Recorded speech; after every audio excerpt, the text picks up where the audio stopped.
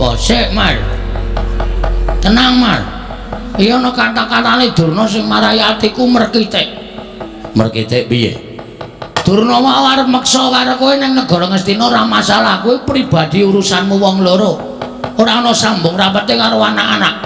Ora ana sambung rapete karo kawula Karang Kadempel. Ning bareng Durna ngucap, nek Semar ora gelem diboyo ning negara Ngastina, kawula Karang Kadempel arep di bumi angus. Iki nang kene iki sing marahi muntap aku kowe. Pak kok, Bek. Aku muni Bek, Bang. Ameng lirik kok krungu ya, Mir.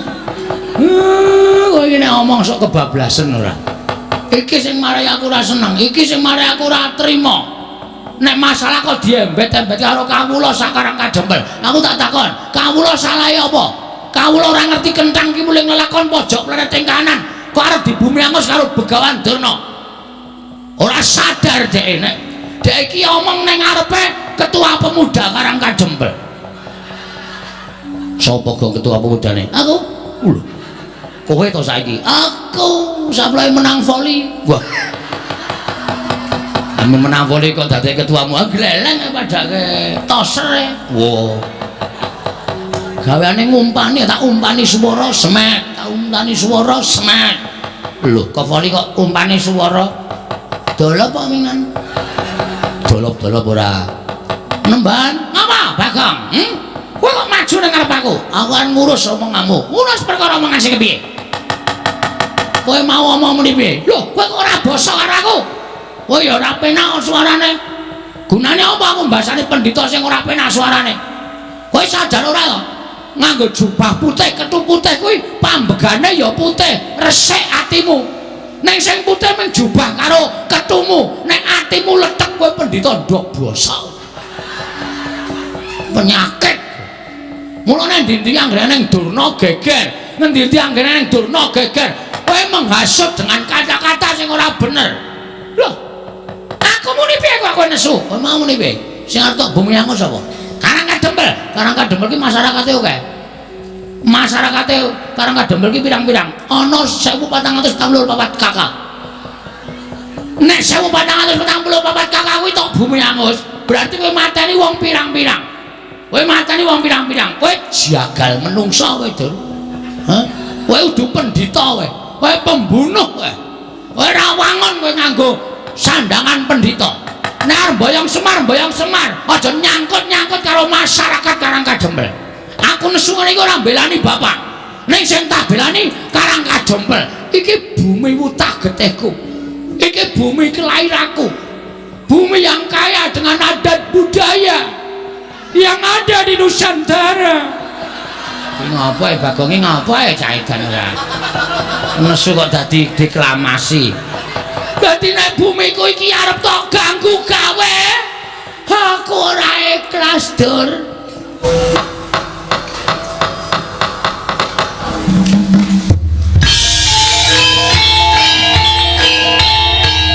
Dilanjutkan pagelaran wayang kulit Semalam Suntuk oleh Ki Dalang Seno Nugroho. Selamat menyaksikan.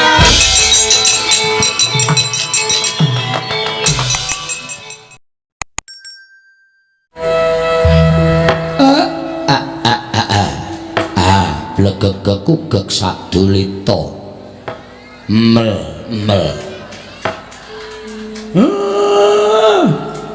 anak lanang anindita bocah mursid iso mikul dhuwur mendem jero karo wong tuwa aja mung kandhek ana ing pangucap nanging kababar ana ing pakarti nala gareng padha kanthi harja sapraptamu ana ing ngarsaning wong tuwa. Boleh nun inggih tansah pinangan kawidadan niring sambika rasanipun ingkang putra Punala Gareng Rama kula ngaturaken sembah sumengkeming pangabekti kula kunjuk sandhapada paduka Rama Badranaya semban kula tak tampa gawe gedhening atiku ora liwat pangestuku tampanana ya Nala Gareng kula pundi nggo jimat paripih ndayanana ing kasantosan prayogakna nggonmu ngadhep ana ing ngarsaning wong tuwa sampun boten kirang prayogi anggen kula ngabyantara ngersa paduka Kanjeng Rama semban kula Petruk kowe padha raharja Petruk. Tansah pinaning kawidadan sowan kula Pak. Kepareng kula ngaturaken sembah mung pangabekti kula kunjuk. Iya tak tampa. Gawe gedene ngatiku ora liwat pangestu ning wong tuwa Tambanana ya Petruk. Kula pundi nggo jimat paripe. Dayanana ing kasantosan. Paring mengsir pun Bapak mewahono kabagyaning gesang kula. Iya. Prayogakno nggonmu ngadhep ngarsane wong tuwa sampun boten kirang prayogi Pak. Anak ragil bocah bagus dhewe. Bagong kowe padha slamet sowan ngersaning bapak tole. Anakku Bagong tansah pinanganing kawidadan nering sambikala kepareng kula ngaturaken sembah sumungkeming pangabekti kula kunjuk nggih Bapak. Iya tak tampa gawe gedene atine wong tuwa. Ora liwat pangestu ning Bapak Tambanana. Kula pun dinggo jimat paripe dayanana ing kasantosan. Mugi-mugi saged angentasaken ingkang putra dhateng kemlaratan menika Bapak. Iya tole prayogakno nggonmu ngadhep ngarsaning Bapak. Sampun mboten kirang prayogi anggen kula ngabiyantara ngersanipun Bapak Semar. Nara Gareng Petruk lan kowe Bagong mesti wae kaget. Atimu teka dina iki kowe tak timbali sowan ana ing Karang Kadempel. Ndadosaken kejut raos ing manah kula nalika kula tampi Kintaka Wara. Kintaka menika layang, Wara menika pengumuman. Bilih Bapak nimbali dhateng sowanipun ingkang putra Punala Gareng. Sareng kula teliti wonten ing Kintaka menika kala wau tabuh 9 dalu. Monggo adat saben Panakawan menika anggenipun medal menika tabuh setengah kali. Ewadene dinten sak mangke sonten-sonten Bapak sampun nimbali ingkang putra ndadosaken kejut raos sing manahipun ingkang putra Punala Gareng. Mugi kepareng ambabarana ingkang sejati. Menapa ning dados wigatosipun dari Bapak kepareng nimbali sowanipun ingkang putra Punala Gareng kula nedya nganglungaken jangga nilingaken karna amastuti sabda atama paduka Bapak kepareng ambabarana ingkang sejati. Allah dak nggih. Anggepe kaya neng kraton. Petruk kowe aja kaget tak timbali nun nggih Pak. Raos sing manah kula sareng kula titipun timbali Bapak badhe nampi dawuh menapa kepareng ambabarana ingkang sejati kepareng kula nganglungaken jangga ningaken karna menawi wonten bot repotipun penggalih Bapak mboten kirang sekedhik atur kula dados cecolok oboring penggalih paduka Bapak mboten kirang sekedhik atur kula dados srana ngudari ruwet renteng penggalihipun Bapak Semar. Bagong kowe aja kaget tak timbali. Wah kata-katane do angel-angel iki. Ya coba kowe njajal nganggo tembung sing kaya nek piyai-piyai kraton do ngendikake. Kumejot raos sing manah kula. Pindharan salamba pinanjering alun-alun. Katemping samirana kumitir acaruk maras. Nanging sareng wonten ngarsa paduka tebih saking kraos kemarasan pindha siram tirta aqua. Tirta Wayu Sepindu nglumahaken asta nyadhong kawelasan dhateng Bapak. Pinten-pinten kula tampi Pak. Lho kok kaya wong ngemis. Iki nyadhong timbalan ora kaya wong ngemis. Nganglungaken jangga ningaken karna Bapak kula atring ngendika ingkang langkung terwaca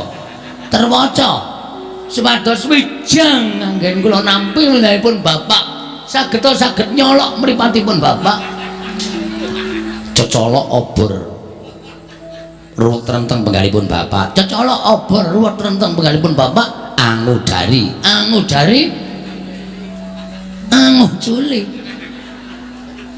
angel letro mbok wis omong biasa apa Pak maksude Bapak ora anu mboyongi anak-anake karepe piye ngono wis malah dadak kaya kraton-kratonan wong omahe Bapak ora kaya kraton kok. Pripun Pak keparang cumadong dawuh rada maju.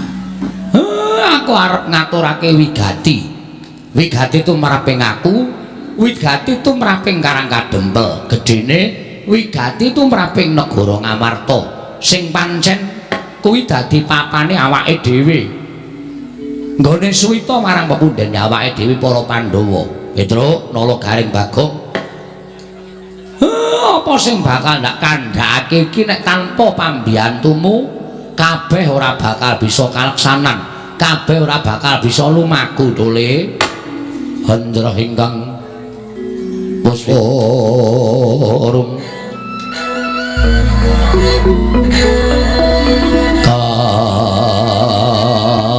kasiring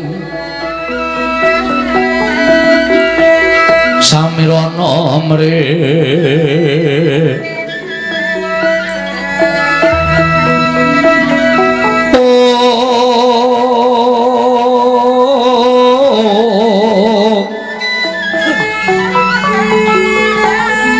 sekar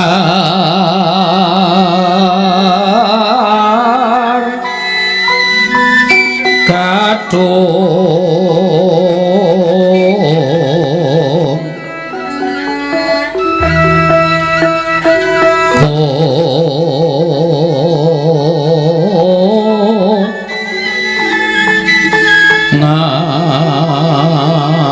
ngas kandanyo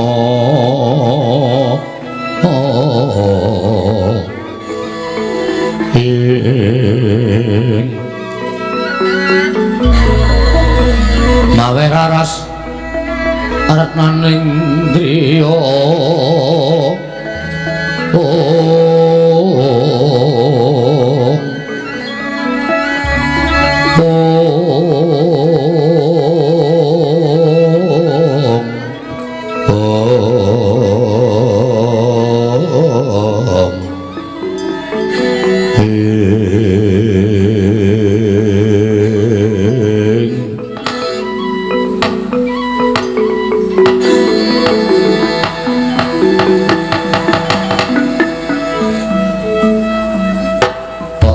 Petruk apa dene kowe Bagong? Ana ing kene aku mung karep ngelingke karo kowe kabeh. Jejere Semar urip ning Karang Kadempel kuwi sayekti ke bawah keperintah negara Ngamarta. Monggo kowe ngerti. Arep nggonmu ngerti kuwi saka gethok tularing para tangga teparo, gethok tularing para warga padukuhan. Sing padha ngandhakake nek Semar kuwi janjane ora kok menungso ning aku kuwi dewa. Perkara kuwi mbok percaya ya ora apa-apa, ora ya ora piye-piye. Merga saka rumangsaku aku kuwi pancen dudu rumangsa wujuding dewa, nanging aku kuwi mung wong menungsa lumrah. Ya mung nalika semana pancen aku tau tate ditanting supaya urip eneng kayangan. Ning gandeng aku kuwi gandrung karo katentreman. Aku kuwi gandrung karo karukunan. Mula nadyan abot pakaran iki kudu tak lakoni, ning wis dadi kewajibanku ya kudu tak lakoni kanthi tewajuh. Minangka dadi pamomonging para satriya ingkang dadi utusaning adil, gawe jagat iki supaya tentrem, gawe jagat iki supaya rukun. Nggih, Pak. Saksuwene kowe karo aku metutke para satriya sing suwe dhewe nggone awake dhewe suwita ya ming marang para Pandhawa. Wiwit Pandhawa kuncung nganti gelung, wiwit Pandhawa jabang nganti celaprang ora kendhat, tansah sumanding kelawan Panakawan, tansah tak awat-awati laku jantraning para Pandhawa. Wiwit padha nglakoni urip eneng alas, wiwit padha nglakoni tapa brata disingkang-singkang dening Kurawa nganti Pandhawa entuk negara Ngendraprasta merga ndaramu Ndara Bratasena nggone babat Wanamarta wekasan negara Jimpenteh dadi negara kamanungsan ingkang sinebut negara Ngamarta. Wiwit dina kuwi negara Ngamarta dilenggahi dening pepundhenmu para Pandhawa. Tole nalika Ngamarta dilenggahi dening pepundhenmu para Pandhawa kawiwitan tekan sinuwun Darma Kusuma ngasta bawat peperintahan ingkang sepisan negara Ngamarta undak-undakane ora kaya ingkang padha dingerteni. Undakaning negara Ngamarta ngungkuli marang negara-negara ingkang luwih gedhe. Ngamarta kondhang negara ingkang panjang punjung pasir pawukir loh jinawi gemah ripah karta tata raharja. Mongko Ngamarta kuwi dumadi saka pirang-pirang pulo, dumadi saka pirang-pirang daerah, dumadi saka pirang-pirang suku lan agama lan budaya. Ewadene Pandhawa bisa nyawijekake ya kuwi nyawijing karukunan, nyawijing katentreman lan kamanunggalan tunggal cipta rasa karsa lan karyane. Nggih. Mula nalika semana Ngamarta kuwi dadi rerasananing para negara liya. Padha gandrung karo negara Ngamarta, akeh kawula ingkang pindah saka negara liya ngawula marang negara Ngamarta merga kepengin urip mulya, urip rukun lan urip tentrem. Mekaten, Pak. Nalika semana atiku seneng merga sing jeneng pamong kaya awake dhewe iki nek sing dimong kuwi mujudake sawijining satriya ingkang bisa gawe tentrem, ingkang bisa gawe rukun, tegese nggone momong kuwi isa kasembadan apa ingkang ginayuh bisa kaleksanan. Ning kok pirang-pirang taun mburi iki kok Ngamarta kok beda karo Wadat Saben. Lho, Ngamarta bentenipun menapa, Pak? Negari Ngamarta bentenipun menapa, Pak? Ngamarta kok ora kaya biyen lho. Ngamarta kok ora kaya duk nalika taun-taun kepungkur kebak katentreman, kebak karukunan, kamanunggalan. Saiki sing tak rungu ngendi-endi padha regejegan, saiki sing tak rungu ngendi-endi padha bentak sirah, mung perkara cilik wae dadi gedhe. Sedulur dadi mungsuh, sanak kadang dadi ora rukun merga perkara ingkang mung sepele ingkang mesine iso dirembug sarana bedamen nanging nggone ngrampungi nganggo atosing balung kuleting kulit. Mula kena tak upamake nek negara Ngamarta dina iki kawulane krisis moral, ilang rasa kamanungsan, sing dienggo uga malas tegese sapa sing rasa kuwi sing menang, sing ngringkih bakal didak-idak. Mula kono kene regejegan, kono kene padha padudon, kono kene padha bentak sirah. Mongko babe mung bab sepele. Mung perkara wong sing ora ngerti kenthang ki muling lelakon, wong sing ora weruh pojok plereting kahanan. Disuarani sing ora nyata wekasan nambah biuta, numbuk bentus ngudel bingung gawe geger ing sak nggon-nggon. Ngamarta iki nek saya suwe tak nengke wae kok. Sak ngertiku Ngamarta kok kaya ming sak siriring bawang, sak umuring jagung, sak uruping damar. Ngamarta ora suwe meneh mesti bakal remuk bubuk dadi rempon. Lah nek negara Ngamarta kuwi rubuh, pendhawane ora ana, terus sing dadi utusane ngadil mangrurah satru murka, sing tukule kaya suket ning jagat iki sapa sing arep tanggung jawab?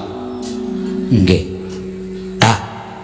Mula kaprihatinanku sing kaya ngene iki mau, niatku pancen aku kepengin dandan-dandan negara Ngamarta. Dandan-dandan negara Ngamarta kersanipun Bapak. Aku pengen bangun kayangan ning negara Ngamarta. Sik Pak, sabar. Bapak kok pengen bangun kayangan niku nuwun sewu. Kula nuwun pangapunten lho. Bapak niku ora nyun sewu, ora ngilu karo kahanane bapak piyambak. Gesangipun bapak kali kula niku ngibarate wong ora duwe ming batur ming panakawan. Kok arep bangun kayangan iki terus ragate saking pundi? Nyun sewu lho, Pak. Nek ngendika menika dipenggale, mengko ndak malah ngrepotke karo anak-anak. Ra urung bapak mung duwe gegayuhan sing kon budidaya golek srana anak-anake. Lah anak-anake niki sing repot, sing mesti mumet mergo kudu nuruti karepane bapak. Nek omonge dipikir mar, bapak Romar Ngene Pak, kowe iki arep bangun kayangan iki nganggo pikiran ora sak penake dhewe. Kowe anak-anak. Mengko aku wis kebanyakan kredit iki. Nek nganti aku takon golek utangan perkara kowe arep bangun kayangan wis cilaka. Wis cilaka mencit iki. Sedinane iso ora tak nggo iso nyukupi lek ku nyaur blang plecet, Pak. Lho, Bagong barang wis sambat kaya ngoten kok. Usik to. Nek wong tuwa omong ki dirungokke sik. Ora padha tincrebung sak penake dhewe.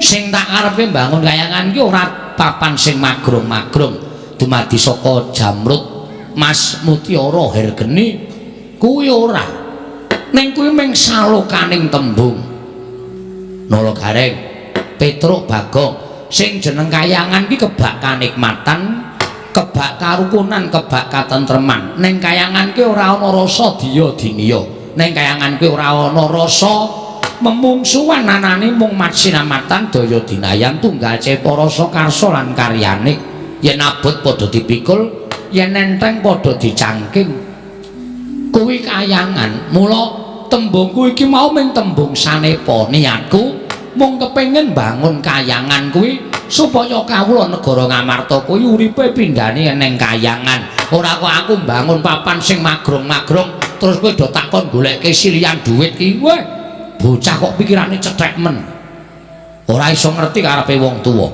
sing tak karepke kaya sing tak kandhake bangun morale para kawula bangun atine para kawula supaya duwe jati diri aja gampang diblusukke dening wong kang kurang tanggung jawab wong ki yen duwe jati diri ora gampang diobat-abadake marang kahanan ora gampang rubuh-rubuh gedang ning wong sing ora kedunungan jati diri nek kancane ngalor melu ngalor nek kancane ngidul melu ngidul nek takoni perkarane apa plenggang plenggung ora dong kuwi jenenge wong rubuh-rubuh gedang ora duweni jati diri lah oke wong Ngamarta ki saiki kaya ngene iki ning kono ana gegeran ana kabar sing ora nyata ayo dorono do gawe kisruh do gawe rame ning nek ditakoni perkarane apa sing tok belani sapa ora dong drungap-drungop ming mergo nampa dit 50 tekane 100.000 lho kuwi sing lagi kelakon ning kene oke wong sing kurang tanggung jawab negara Ngamarta nyebar kabar sing ora nyata supaya Ngamarta rusak supaya Ngamarta geger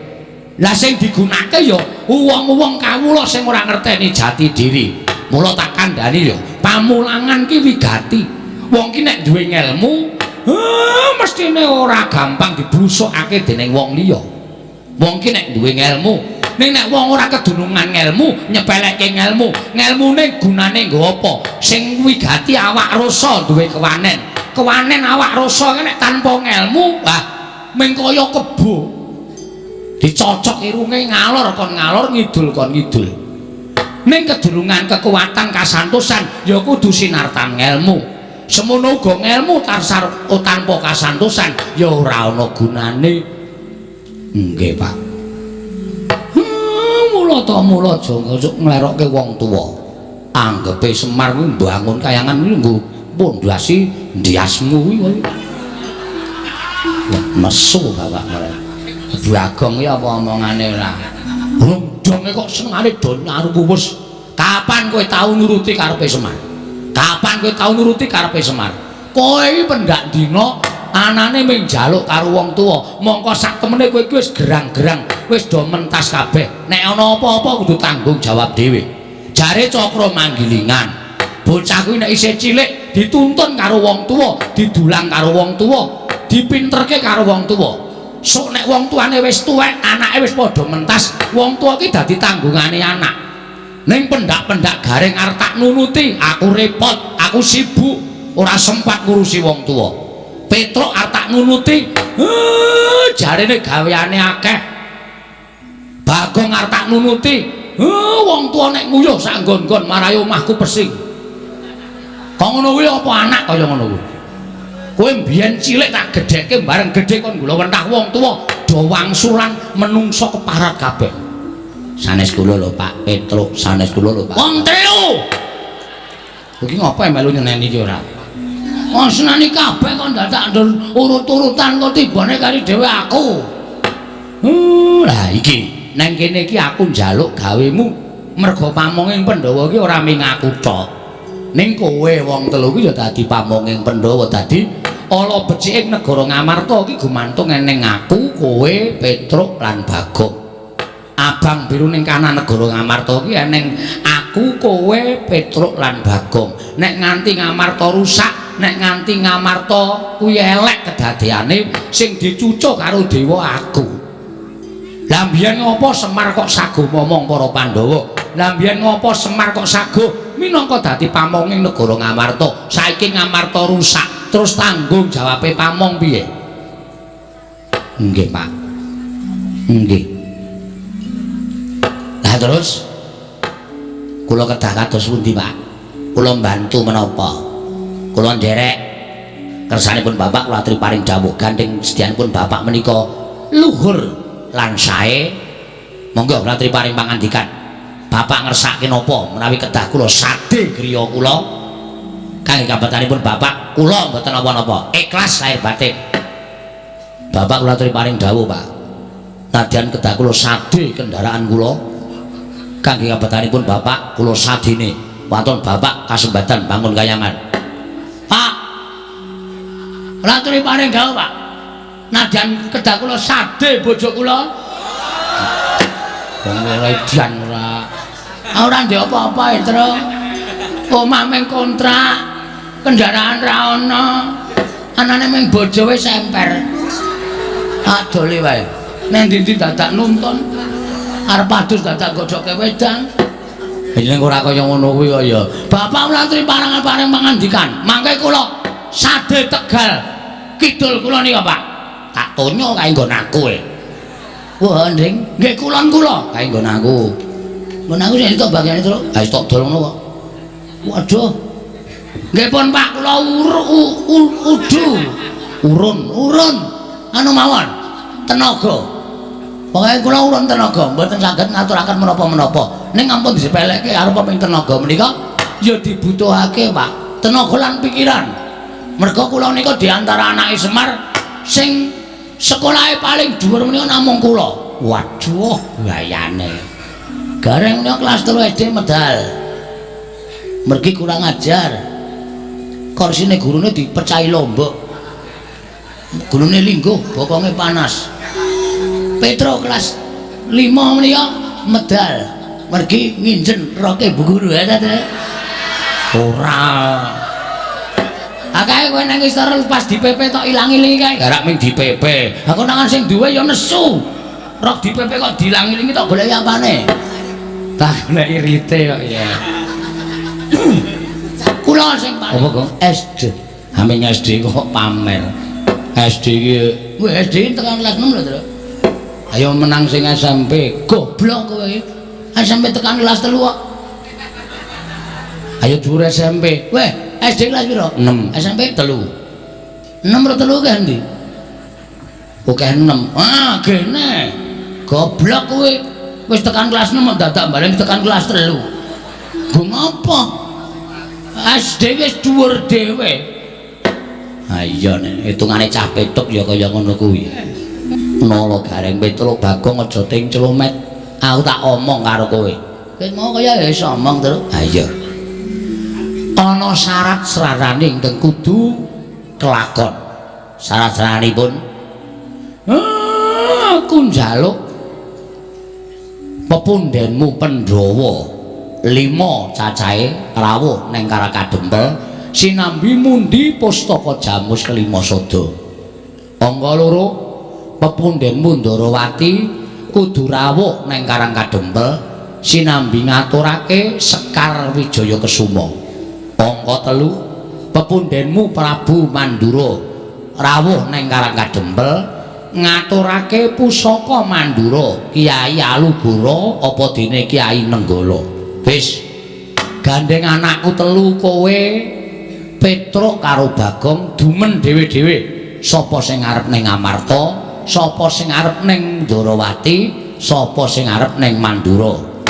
Kula tak teng Ndarawati mawon, Pak. Gareng sagu syukur. Kula tak teng negara Ngamarta tak matur kalih pepundhen kula Ndara Puntadewa mergo nek kula pikir kok aman dhewe teng Ngamarta. Sinuwun Puntadewa niku mboten nate duka nek kula matur alus tur ngerti karepe Bapak Sinuwun Puntadewa tertu rawuh teng Karang Kadempel. Sing nang Mandura sapa? Kula tak teng Ngamarta mawon, Pak. Ngamarta kuwi aku. Gareng Ndorowati. Waduh, aku bahaya dhewe iki. Sing kurang ming Mandura. Wah, wis cilaka iki, arep sago mesti nesu. Prabu Baladewa iki galak banget. Sinuwun kula nyuwun ngampil nenggara. Kepiye? Glanjang nenggara wae. Jelas modar aku iki. Iki jalan reng. Mah. Aku tak ning Ndorowati ku ning Mandura ora iso. Ndorowati kok. Terus jalan terus. Mah, aku tak ning Ngamarta wae ku ning Mandura. Wah, wis nyawanya. Bagong, anggap ngopo bapakmu nyilih nenggala. Bapakmu ki wong kere. Mung Panakawan kok nyilih nenggala. Ngaten nggih sinuwun cerewet dulang nenggala wae nyus. Piye iki? Ora apa-apa nglabuhi bapak iku kudu wani mati. Wis, wani mati anakku cilik-cilik. Ayo men lho titipke panti asuhan. Tak pacul cengelmu lho. Mbokne isih kok titipke panti asuhan ora?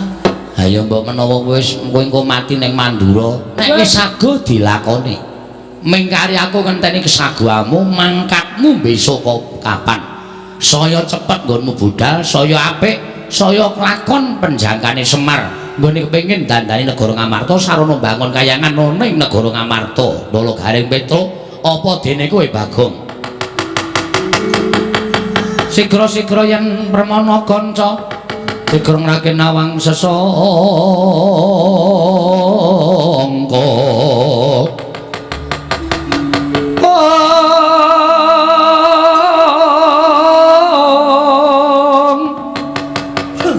Narendra Marwa sing sang katriku mulung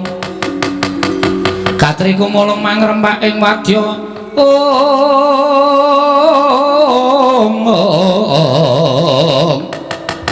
Portokura reka kiri pronanggono magawe gelarira wang-wang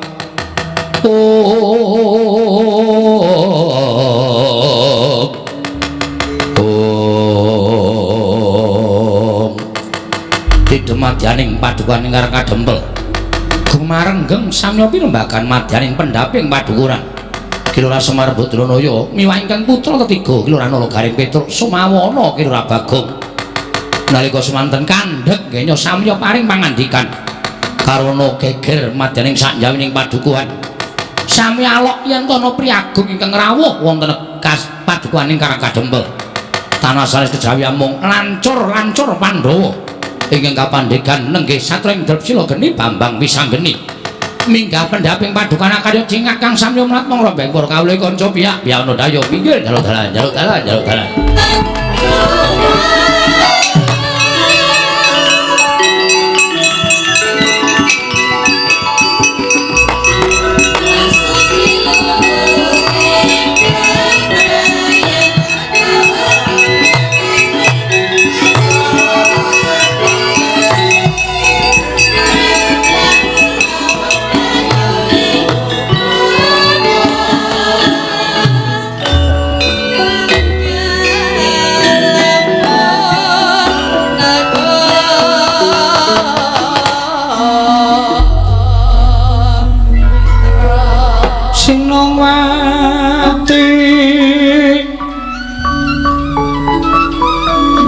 Sinongwati jagat kinari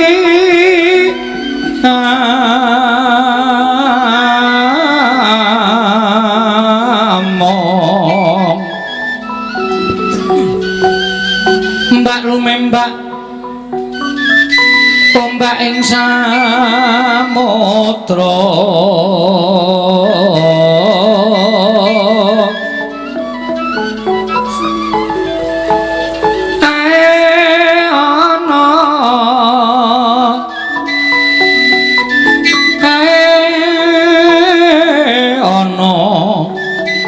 kali lumut ambraganggeng awita denceng-dencengan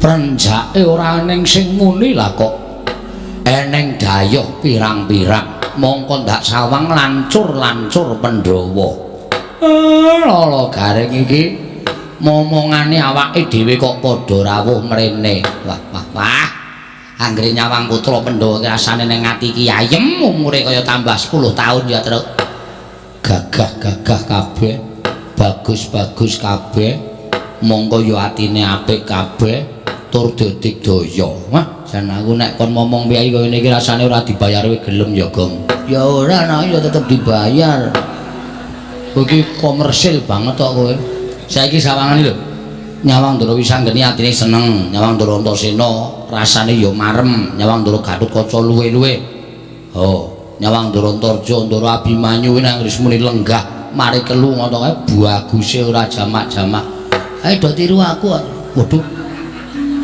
terutama Abimanyu ya Abimanyu karo kowe sambung rapete apa aku ora ngerti biyen ndek jaman lahir sapa sing ngethok pusere sapa Ndara Werkudara lah ya hubungane karo kowe sing gendong pertama kali aku weh ya to jaman semono kae mulane ya meh mirip aku sing mirip ya apane ambegane ya beda mungkin ambegane turu kaya tong setan kok turu kok tok ayo jenenge wong iso mangan jengake sawernaing swara ora iso nek ora ana aku ha iya ngorok ki meng grok ngono kok kowe iso swara banyu swara wong kentrongan swara apa-apa kok mlebu ayo rekamane apik kok nganti aku nek turu jejer kowe iki bingung kan iki apa iki bare bret culing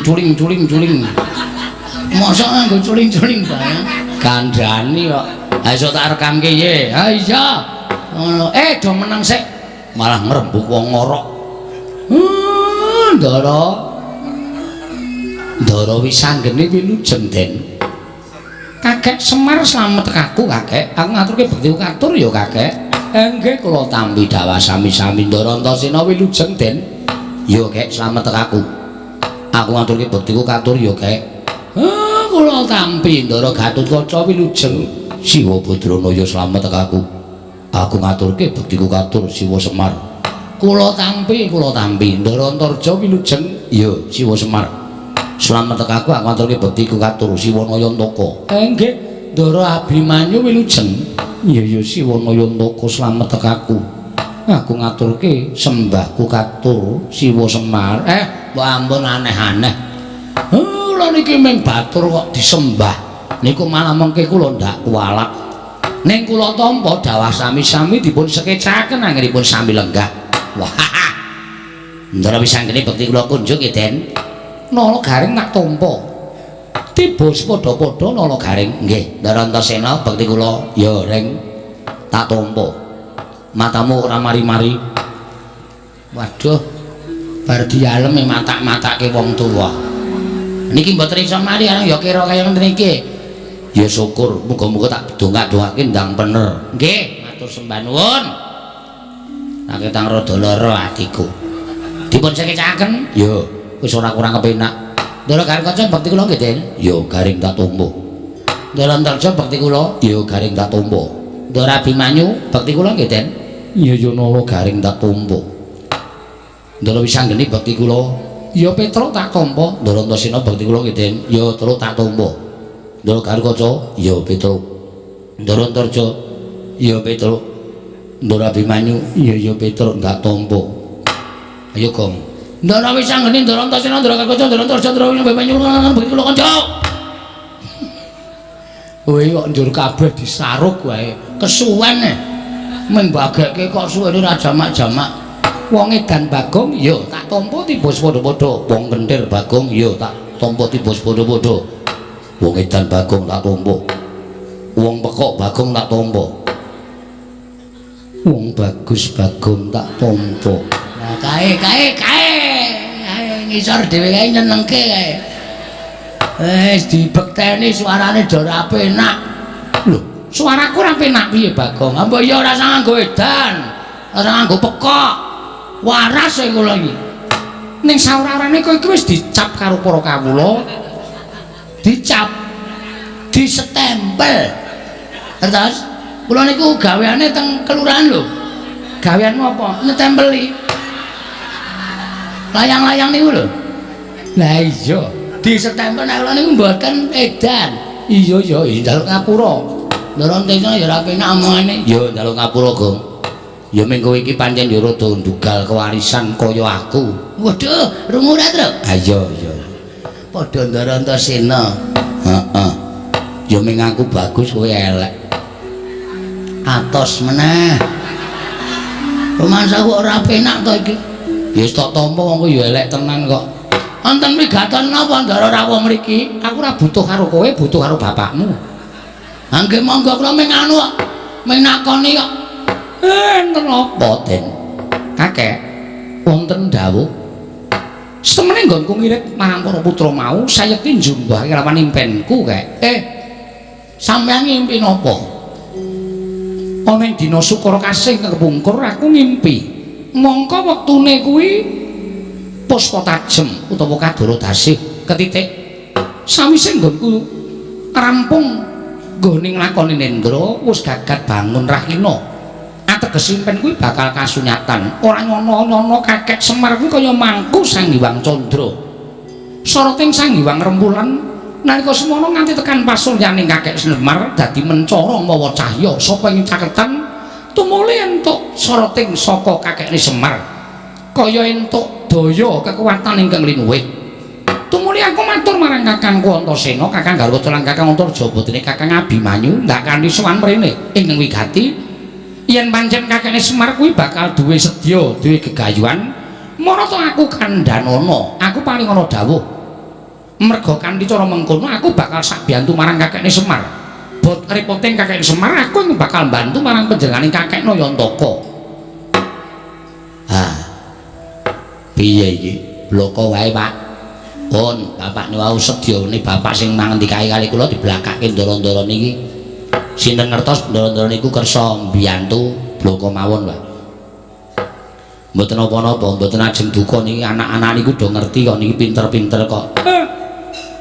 Kula niki mung prihatin karo kahanan negara Ngamarta.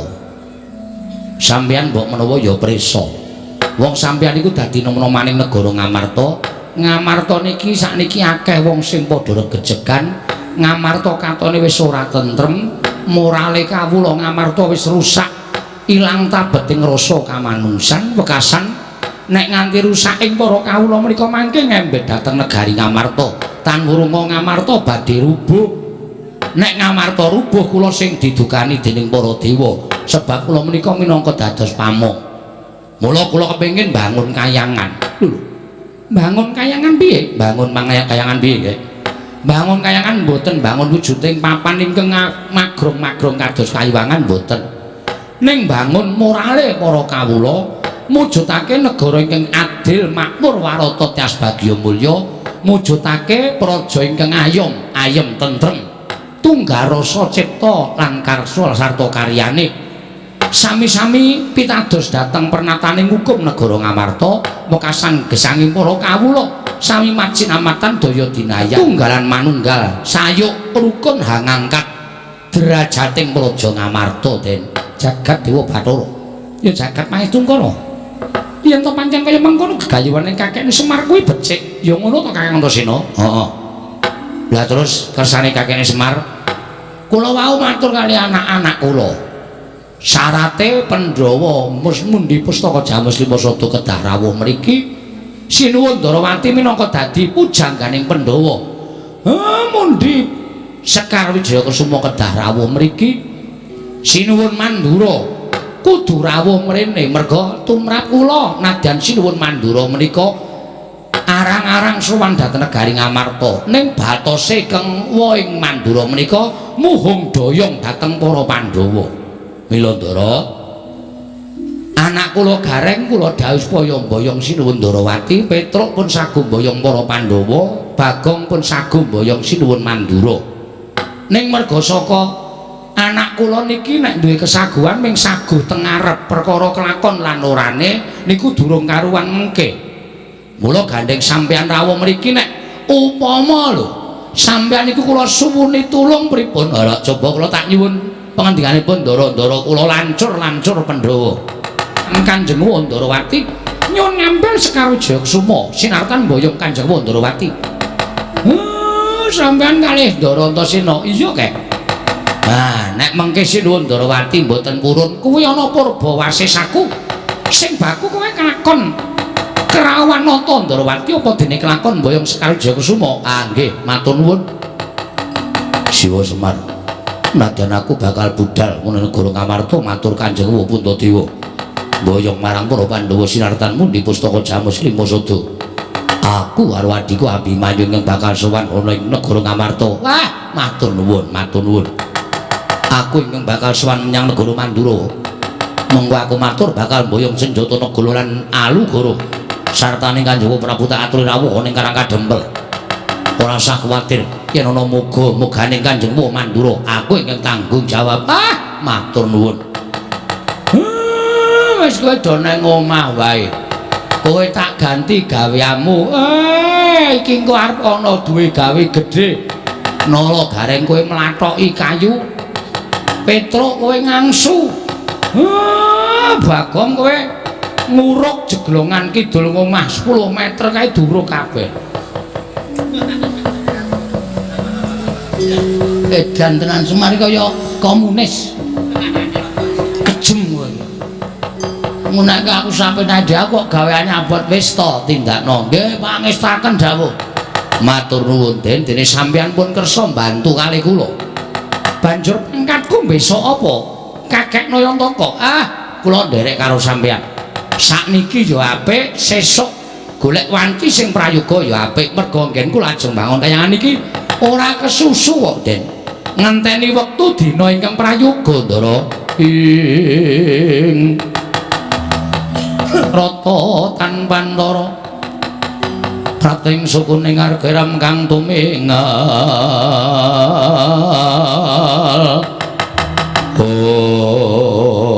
dereng ngantos pasrame Balacana kasarurawipun Begawan Durna pandhita ing Sukalima miyak kang sagung sumaya karya kagiat kang samya mula.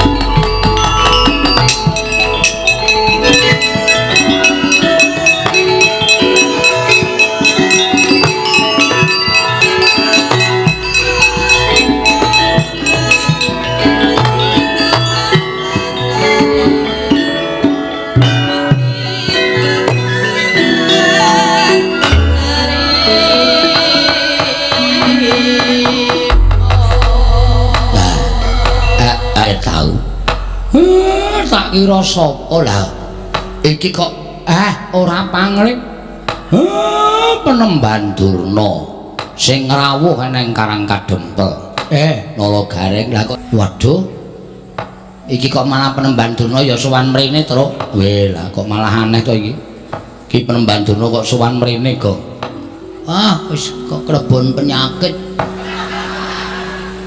apa wis penyakit werna-werna nek kuwi pokoke kok iso ngono. Wah, ketekan putra-putra Pandhawa mau rasane ki anyep-anyes kaya nganggo AC.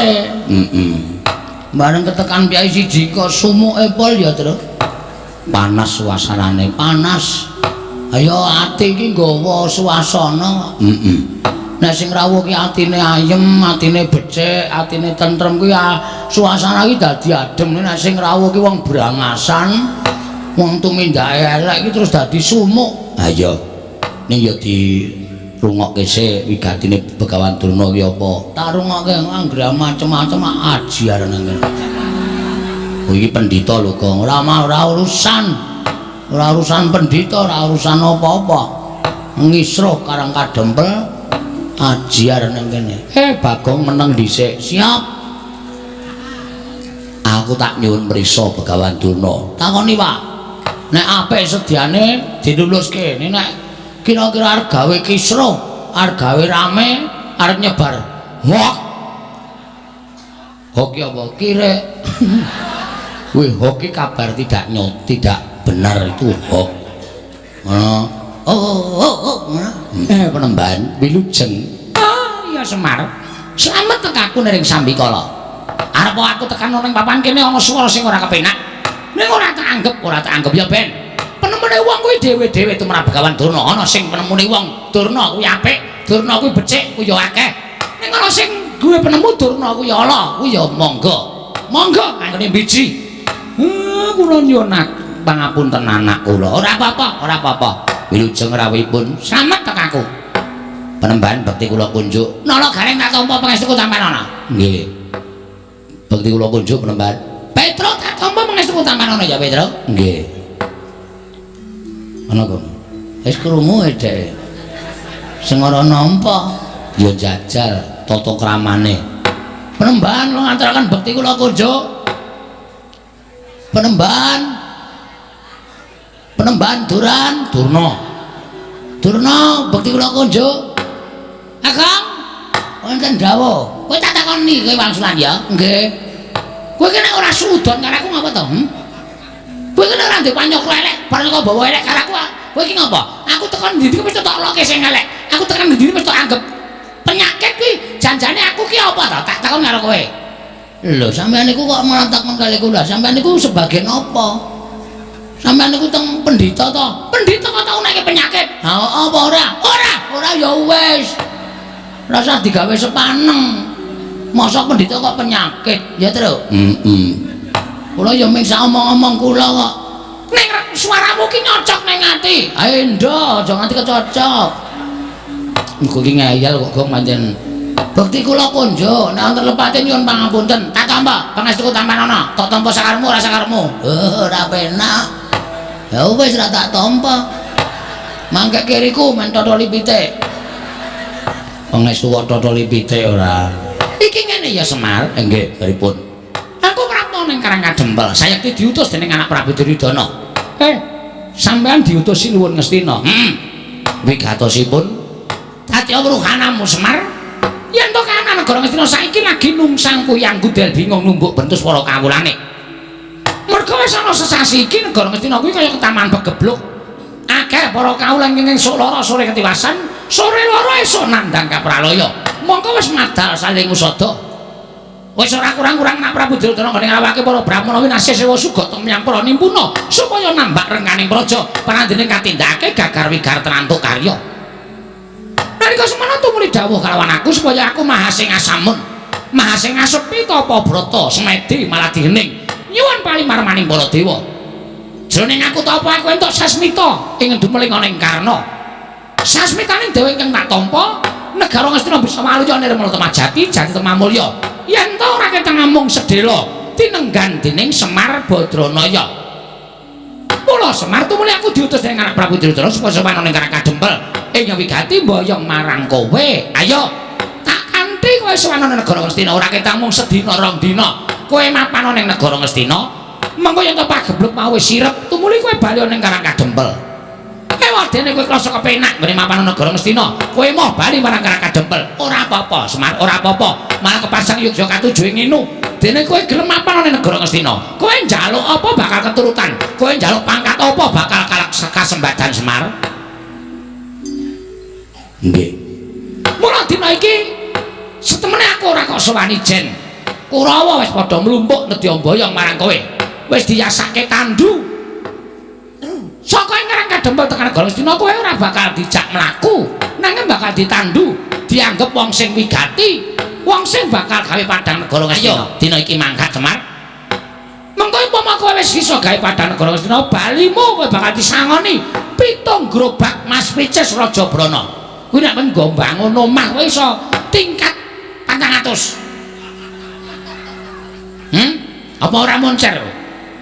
Kowe tekan Karangkadempel tumuli lemah kiwa tengene tok tuku kabeh, tok deki pendopo. Ora kok kaya omahmu saiki iki aku kok ngenes banget to Semar. Saplahe kowe melu para Pandhawa iki kok rumangsaku Pandhawa ora gatek karo uripmu coba. Ya bener omahmu pendopo. Ning kok payone kok ana gendeng, ana seng, ana plastik. Iki pendopo model apa aku tak takon karo kowe. Mongko nalika semono aku sowan mrene iki udakara wis 5 taun kepungkur. Lincakmu ya ora ganti-ganti. Lincak kok campur karo telek pitik. Kowe kuwi abdining Pandhawa. Lah kok uripmu ora mingsra babar blas. Mbok ya golek kamuktening lair to Semar. Golek derajat, golek pangkat, golek brana picis, golek bondo donya dienggo nyukupi marang uripmu ning alam padang. Nek kowe gelem sowan negara Ngastina, iki bakal malik grembyang. Amung diutung 3 kedheping paningal. Kowe sowan negara Ngastina 2 dina 3 dina, bali dikanteni 7 gerobak Mas Picis Raja Brana, mutiara inten jamrut hergeni. Kabeh bakal dipasrahke marang kowe. Tekan karang kadempel tok dudah sak karung wae, mongko saben sak gerobak isine 40 karung. Kuwi 7 karung. Petungan. Ayo pikirin, apa kowe ora blereng? Kowe buka sak karung wae iso to nggo tuku lemah 4000 hektar. Wis, tok deki omah 350 meter. Yasa stadion bal-balan. Yasa apa wae kowe bakal lakon. Kowe tuku tumpakan kereta kencana tinarik jaran cacah 8 ya kelakon. Kowe ora mung nganggo jarik sing karo 8 kaya ngono kuwi. Ah, kathokmu training ireng. Lek tuku nang nggon wayangan to kuwi. Ketara mereke ora terkenal. Semar kok nganggo training tulisane SD Kali Bawang.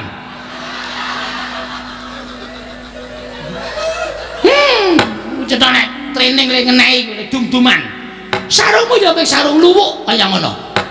Kowe sesuk ya mung suweng lombok abang ora ganti-ganti. Kowe sesuk nek wis saka negara Ngastina nganggo suweng sing gedene sak kurungan jago, dumadi saka inten ya iso nganti kewer-kewer kupingmu. Kowe nganggo sarung prada emas ya kelakon. Untumu sing siji kuwi ditretes inten. Dadi nek guyu mak klop-klop ngono. Apa ora glelek? Ora mung kowe sing sugih, nala garek petruk bakong gawekno omah kabeh. Ora kelong bandamu tak kandhani. Nek isih kurang nyuwuna marang anak Prabu Dirudana, mesti maringi karo kowe, ora bakal wegah. Wong urip ki mboten anu lho Pak. Mboten napa jenenge iki ngawula bondo donya. Arep kokean bondo donya nek atine ra tentrem ya terus. Heeh. Nek cara aku mbok wis Pak urip ngenten iki malah kepenak. Ya, Gong. Ya ora ana ya penak sugih. Maksudnya piye to kuwi? Gelem mar. Lho. Kana aku njaluk 2 karung. Tanggone nutup utangku. Terus tanggo yasa omah. Ora apa-apa mung sedeloke kok. Kowe tekan negara Ngastina kok diobongi menyan. Terus kok nek negara Ngastina wis padang mulai nggawa 7 gerobak. Wah, gleleng, Mas. Wis yasa pendopo. Karo yasa sarean sisan nggo kowe. Kuwi lak kurang ajar to. Bapakne kaya engko nek wong melarat terus dadi sugih iki nyok kaget lho, Tru. Serangan jantung. Ayo, Semar buka sak karung biak isine Mas Inten terus nyekeli dadane. Mati. Terus karunge ditumbang 3. 7 karung. Ada gareng sekarung, kowe sekarung, aku 5 karung. Wah, kowe iki senengane kok arep-arep menang terus ora. Kowe manut ya Semar. Wis kowe mangkat to dina iki. Nek wadene kowe iki ora gelem mangkat, kowe ora gelem budal ana ing negara Ngastina. Aku diparingi Purbawasesa. Diparingi Purbawasesa dening anak Prabu Dirudana. Dadi aku ning dutu duta kongkonan ning duta ngrampungi karya. Kowe kudu nglakon sowan negara Ngastina. Tinimbangane kawula Ngastina entek mergo ketaman pagebluk. Aku bali marang Praja Ngastina ora gandeng karo tanganmu, ora iso nyowanke karo kowe. Wanter ngendikane anak Prabu Dirudana. Begawan jero bakal dicopot kelenggane, yen perlu bakal diketok gurune dening anak Prabu Dirudana. Mula sowanmu iki mau nyelametke uripku ya Semar, kejaba nyelametke uripku, kowe manut karo aku. Ewadene kowe ora manut karo Begawan Durna, tak kanthi ning Ngastina kowe ora gelem, tinimbangane aku mengko mati dipejahi dening anak Prabu Dirudana. Oh, kawula kowe ting tak ruda paripeksa. Kowe sing tak jiat. Nganggo cara kepiye wae kowe kudu tekan negara Ngastina. Bangga, najan kowe mlayu tekan ngendi paman. Kowe bakal tak oyak kanthi menyang negara Ngastina. Yen kowe ora gelem, sing tak katutke dosamu, kawula sakarang kadempel. Tak bumi angus dina iki.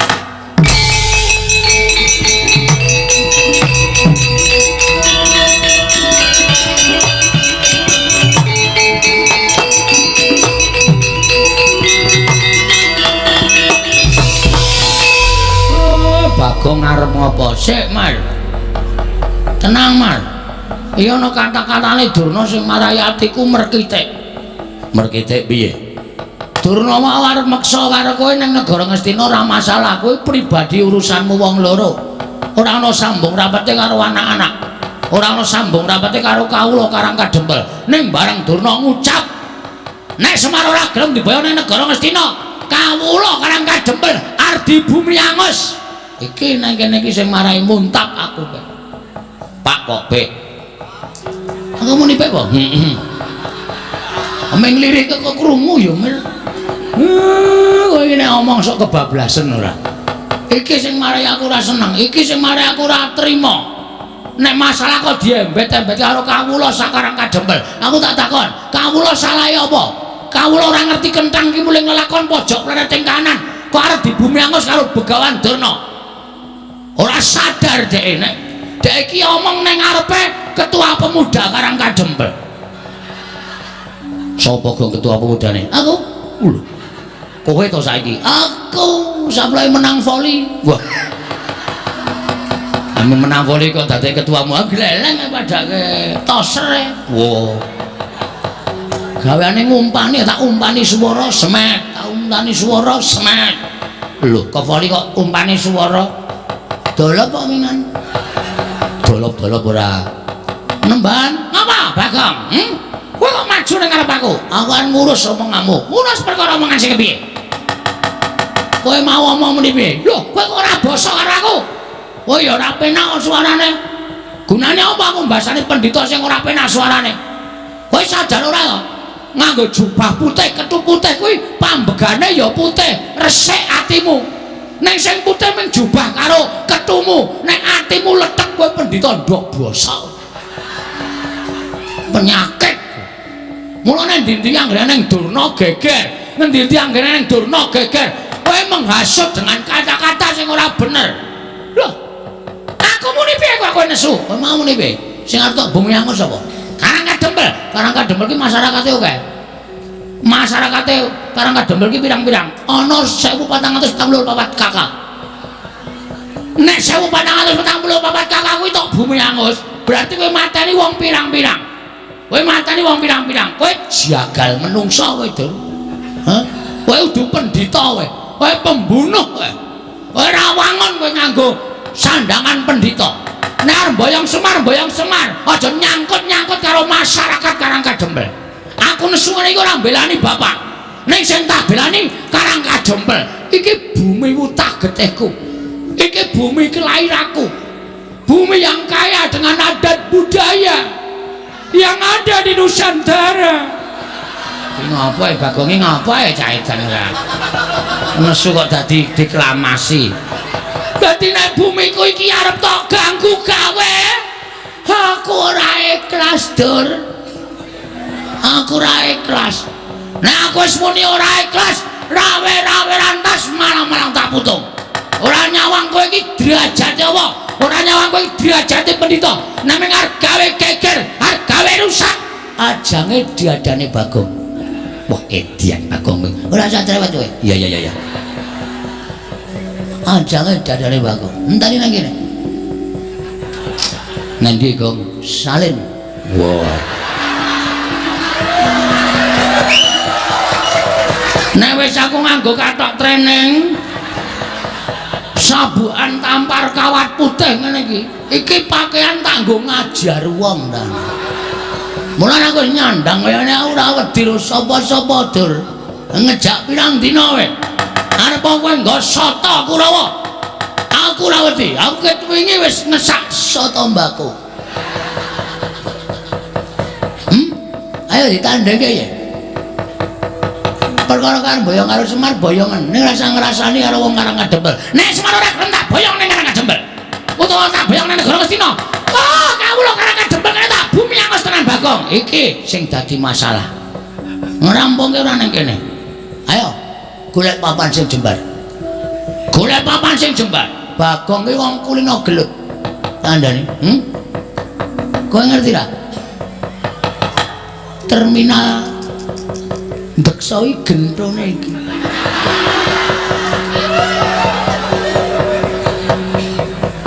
neno wis insaf. Aku wis ora manggon ning kono mergo aku wis tutuk lekku. Edan cara mbiyen. Dadi nek arep golek masalah karo aku ketanggor kowe Dur. Lho, nek ngono kowe wani karo Durna. Genawe susul klambi kok ora wani piye? Wis nganggo training kaya ngene kok. Iki nek nggo nendang iki ora bakal suwek. Hah? Wong wis suwek ket wingi kok. Heeh, ha iya ngono kok. Wah, iso mlebu tangan. Mula aku nek kukur-kukur kok penake ra jam no bedhekan bakso apa sing paling enak. Ya kuwi bakso dikukur esuk-esuk. Tak printeng dasmu lho Gong kowe iki omongane ra. Ayo, nendi pampalane terkati lho, Bagong pepalange Bengawan Durna. Ora minggal ayo metu coba. Ayo tak toke Bengawan Durna.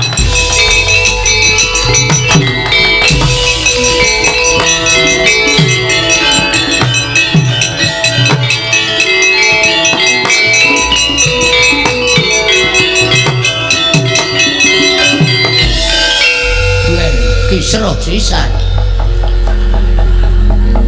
Bocah kok kandan-kandanane aku. Nah, dedelke BH. Aja omong karo Bagong. Bagong nek omong cangkeme elek ora. Iki gawe masalah ngerti ra? Gawe masalah ngerti ora? Ngerti. Lah kok tok gawe masalah, pancen gak sengaja, Pak. Aku ora mbelani kowe lho, Pak, kowe aja GR.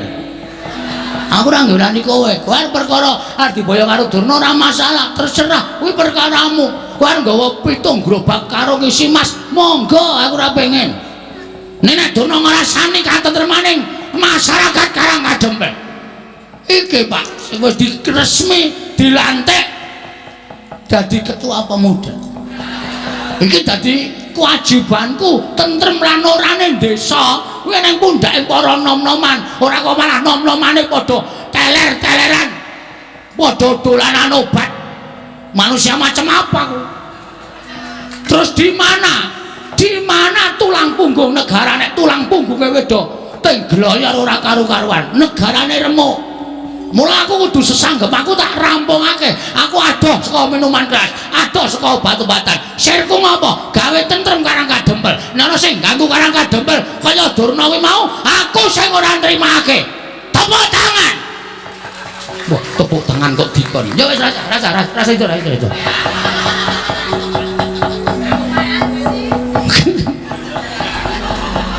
Dek, bocah kok senengane gawe heboh lho. Heboh nek ra heboh ora dadi senengi.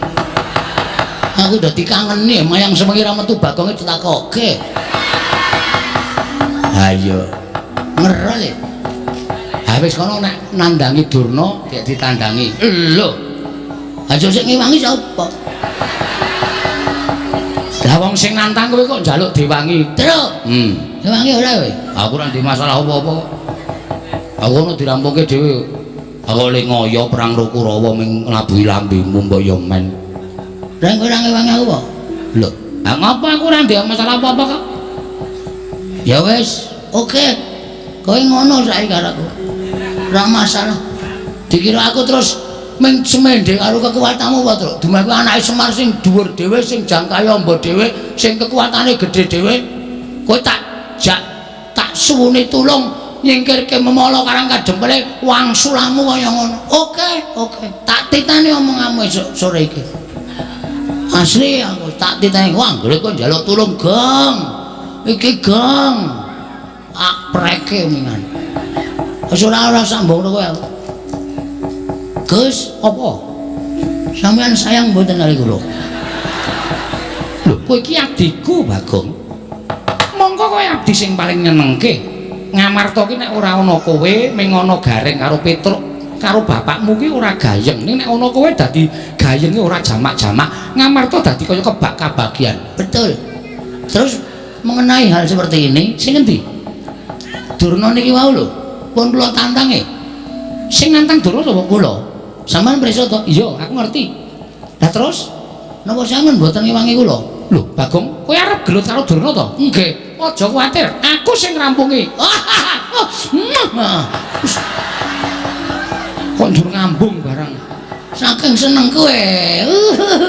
Daratasena apa? Kowe sampean sayang kula mboten? Ora. Mbok sayang yo. Lah piye kon ngajar Kurawa? Wis kowe lungguh sing kepenak. Engko Kurawa tak jotosane. Asik. Ndara Gathotkaca. Piye Bagong? Kurawa dipotoli sirahe. Yo, aja kuwatir potolane. Wong sik drat-dratan langsung dicabut kae. Yo. Ben rusak ora iso didandani. Yo. Ndara Antarja. Apa Bagong? Kurawa disemburi kabeh. Yo, semburane.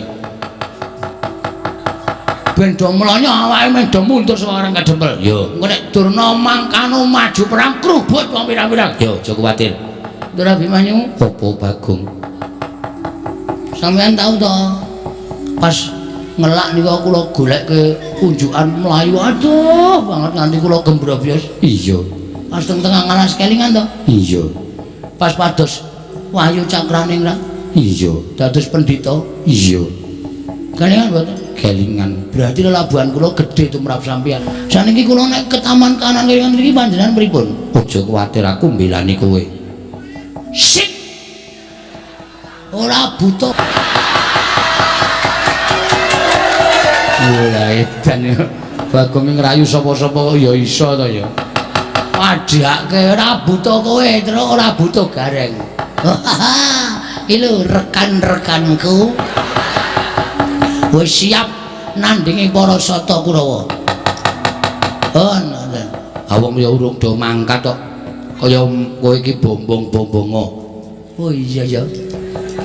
Niki lajeng mangkat methe Kurawa njeng napa? Lho, aku manut kowe. Kowe iki ketua pemuda to. Aku manut ketuane. Oke, ketua pemuda memerintahkan anak-anak Pandhawa Buddha sekarang menemui aduh kok. Lho, ana anu Sata Kurawa. Dibuat mundur. Pukul mundur para Sata Kurawa. Mangkat saiki, Bagong. Buddha samrika. Ngestoke dawuh, Bagong.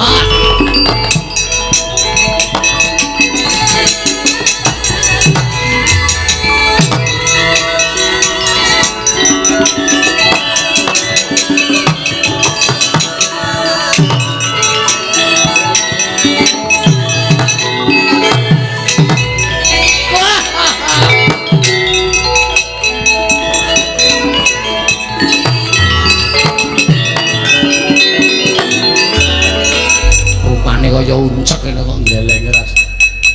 Piye, do percaya ora ras? Ketua pemuda sing ngesahke Nalendra Ngamarta do wedi karo aku. Buddha saiki sendika Bagong. Wah. Aku nek ra menek ora dipercaya karo lek-lek iki sama masalah.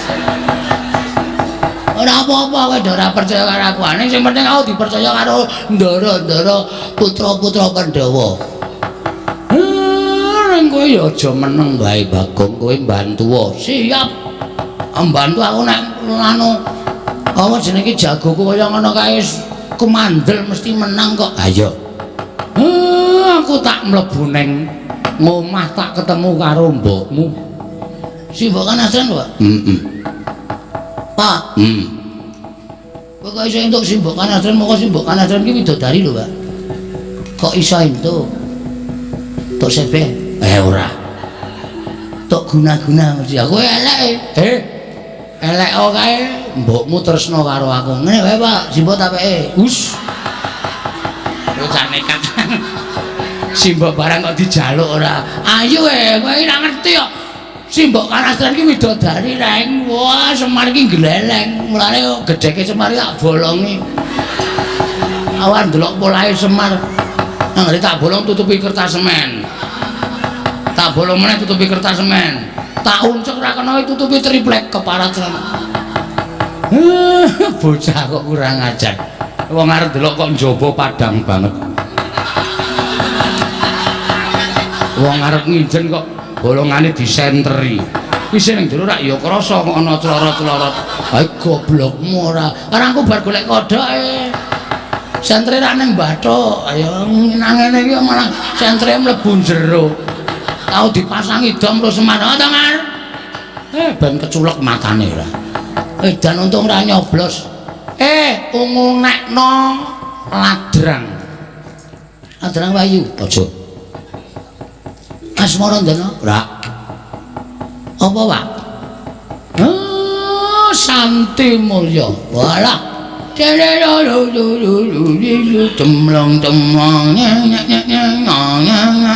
sarung jagung kuwi. Sarung jagung. Oh ya Santi Mulya mangga. Kanca-kanca pengarit saking Karang Kadempel Bapak ajeng ketemu kalih Simbok Kanastren. Dipun iringi Santi Mulya. Mataren saking liyep layaping ngaluyuk. Pindha pesating sumbana. Sumusuping rasa jati.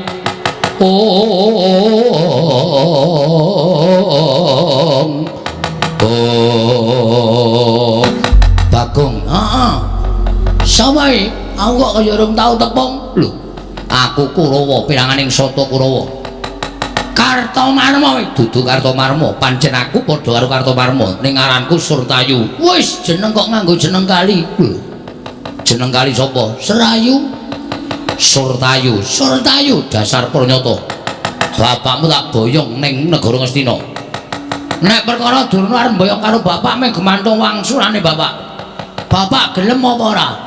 Nek bapakmu ya wis wong nyilik wong nggo boyong ki adile sing diboyong gelem ya mangkat ora ya wis.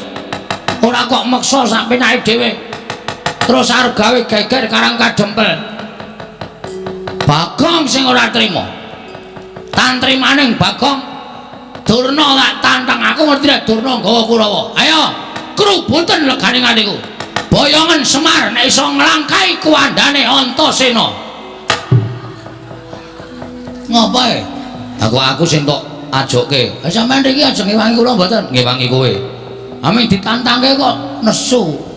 Lha niku wong tuwa dikeplak. Salah kok omongane ting clemong sak penake dhewe. Pun pokoke sampeyan siap, begitu niki wani sikat. Yo. Karo ketua pemuda ora kena ngeyel. Iya, yo. Nyepeleke ora. Iki jagoku. Lho, Antasena. Heeh, Pak Dik. Aku sing ngewangi Siwa Badranaya ya kakekne Semar. Nek Pakde Surtayu ora gelem mundur sak Kurawanu aja takon dosa aku sing ngarep mundurke Kurawa. Mulane Bagong gembilo sirahe gleleng pacake. Jebul diombani karo Antasena. Pancen bener, nek ora ana iki apa wani aku. Aku wonge jujur kok. Gandeng ana para putra Pandhawa mula lambeku sak penake dhewe ling jeplak. Mergo aku dikewangi karo anak-anak Pandhawa. Ayo. Sirnana Ndara Antasena boyongan Semar. Nadyan kowe diwangi anak-anak Pandhawa sepira kekuatane anak Pandhawa. Apa kira-kira iso ngalahke para Sata Kurawa sing dadi nyatane minggir jajale Antasena. Siap Den, siap Gong. Maju. Yo. Aku mundur.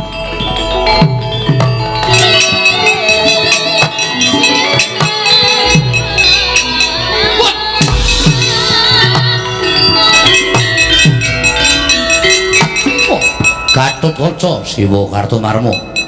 Kula aturi mundur. Wah, ora bakal mundur mboyong Semar. Bari baksa kula wantun dengan panjenengan. Ayo, ungano dadamu. Kula aturi majeng Siwa Kartomarma. Mati dening aku.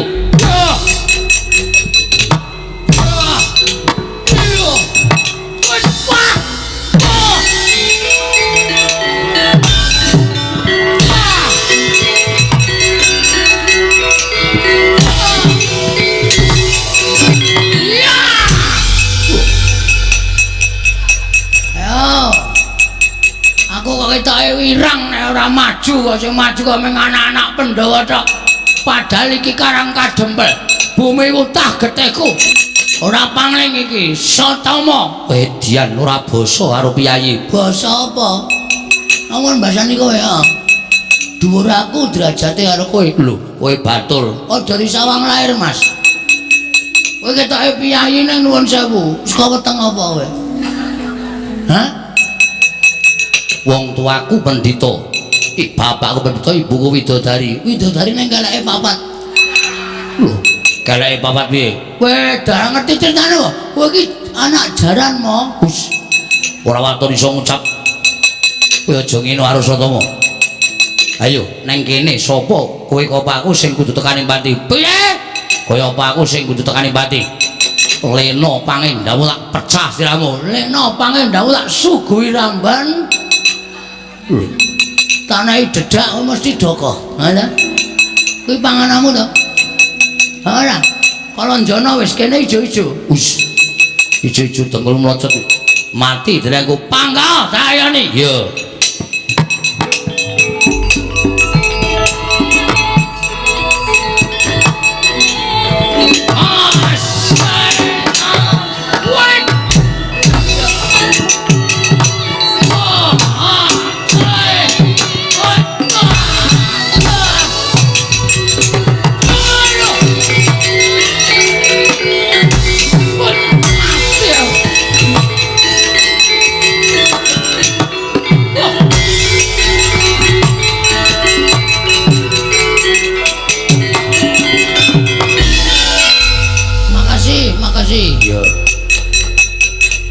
Sampeyan modar tenan. Kita arep melu perang Bonangel nggih perang niku nggih. Lha kok kita kaya mencolot-mencolot. Orang kula niku mung guru senam e. Dadi sane mung mencolot-mencolot nek kon ngantem ora iso blas. Pengen iso perang? Pengen iso perang? Pengen. Ngamuk tak bantu. Serius? Iya. Ya ora mung omong kosong lho, ora. Tak bantu. Carane awakmu. Tenane? Tenan. Metu ngendi? Metu cangkem? Ora sedeng. Napa niki cium ning sok amba barang. Dengkulmu melocot ora. Ngambet-ambekan. Mandine awak mau. Nggih.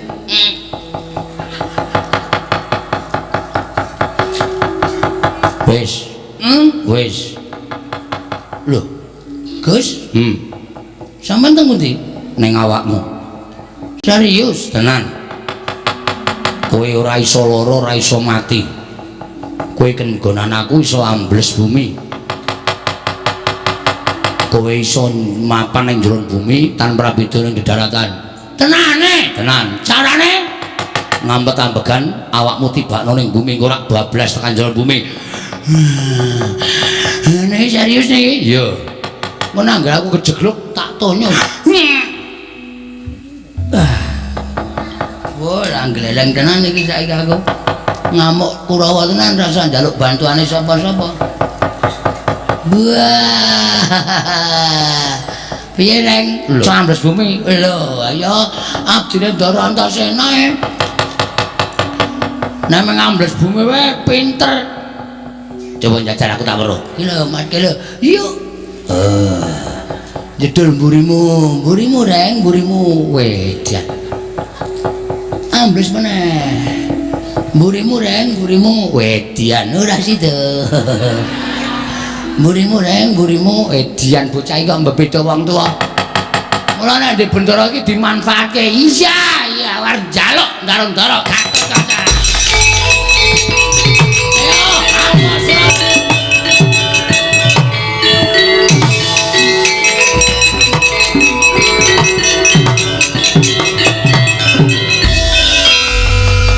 Nolo garing nggih. Napa mrene? Bagong pamer Ndara. Kula wirangan. Pamer apa? Dinclupi Ndara Antasena terus titik-titik ambles bumi, titik-titik ambles bumi. Tela kula dintekke kabeh. Telane sapa? Tela pekarangan kula do ambruk jupuki Bagong saka njeron bumi. Bagong iso ambles bumi. Dinjingi Ndara Antasena, mbak kula dinjingi tate. Aduh. Malah ngentut kula. Pun kepun. Kowe tak nggoni awakmu kowe iso ngambah Dirgantara. Sapa-sapa iso tak sambri. Oke, kempun.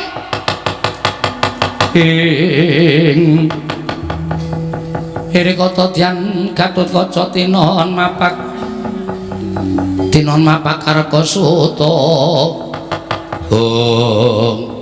Mboten wis. Pun mancing teng awak. Wis. Carane mabur sikile gedruke ping 3. Kowe bakal ngambah Dirgantara. Biar kowe wer ketok tak potol ndasmu. Wajake wong sing rumasane sing iso ampuh ki mung kowe tok.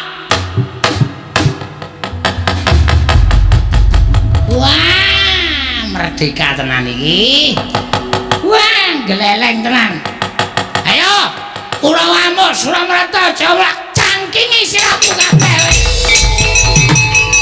Ampun, Suramarta.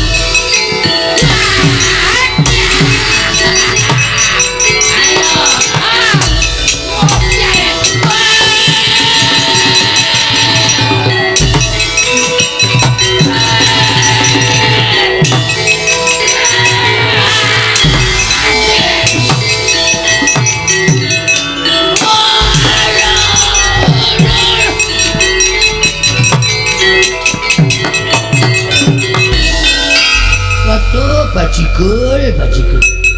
Wah, cilaka iki. Apa ora kowe Dermagati kowe? Tak tancepke lemah. Mati dereng aku Kurawa kok glelenge karepe dhewe. Kowe tak plintung ndasmu lho, Reng. Kok njur aku ditimblas-timblis wae. Wong loro digdaya tenan iki, Kang. Ya, kowe iso ambles bumi, aku iso ngambah ndir Gantara. Ayo, arep ngapa kowe? Waduh, Dermagati lolos. Waduh, kok makslep kok ya penak banget ya Bagong ki. Kaya ora ana ganjelan siti semandlek ngono. Jan kaya ora ana gregel-gregel sisi. Kaya makslep ngono lho, penak banget lho. Edan anak. Rumansa kok kaya ning banyu aspal atos barang kok ya iso slap-slap.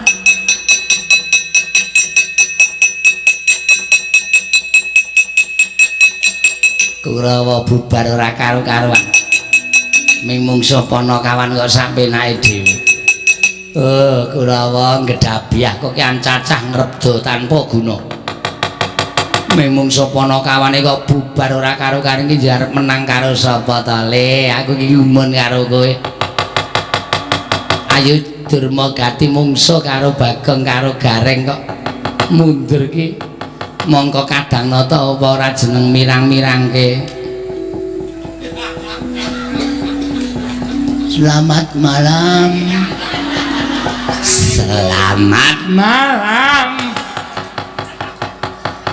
Sangkune gila karo aku. Paring dikira demit. Kok jedul saka njron bumi. Meneng wae. Oh ya.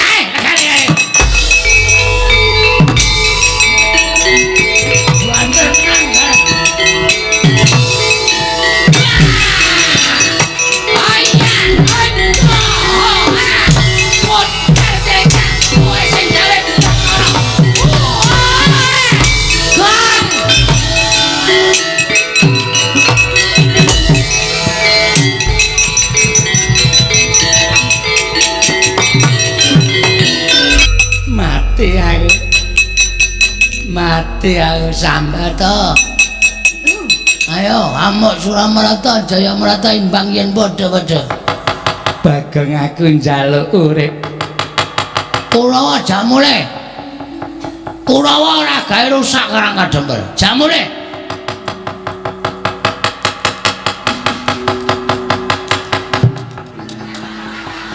Wah tonyo lho, Reng. Medune nang isor nggo pencokan sirah. Sorry. Yo karang rung tau landing. Nang ngapura kaya. Ge, sing dadi tok sumbering perkara wis kecekel. Heeh. Kawake Reng. Bondo wae. Terus tangane dibondo, sikile dibondo, klikarke ning aspalan. Kowe golek beras sak gegem, aku tak golek pitik sak oke-oke. Beras diwur-wurke nang mripate Sengkuni, pitik diculke ora notoli matane Sengkuni. Aja, urung entuk pitike. Kok geger to ya? Aduh Bagong, aku njaluk ngapura. Mesake kuwi jenenge niksa. Ya nek Sengkuni mati namung picak. Rame dadi tukang pijet to? Ha iya. Sangke to? Ngene wae golek gerobak loro terus gulu taleni gerobak kon mlaku ngalor sikil taleni gerobak kon ngurak pedhot petenge aja Bagong gerobake lagi nggo ngusung damen kowe santai wae aduh mati aku tak nggawa Kurawa mulih ning aja mbok siksa mulih ora mulih ditanono iki aku nek wis nesu ngene iki aku gelem ambles bumi kowe tak pendem urip-uripane bumi modal lho sengkone iya iki